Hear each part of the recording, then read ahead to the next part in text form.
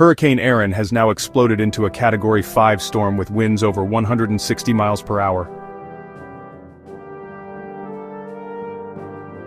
The storm is moving closer to the United States and could bring flooding, power outages, and dangerous storm surges. Experts are comparing Erin to historic hurricanes like Katrina and Ida, warning that millions of people may be at risk. Authorities urge everyone in the possible path to prepare emergency kits, follow evacuation orders, and stay alert. Stay safe. This is a storm you cannot ignore.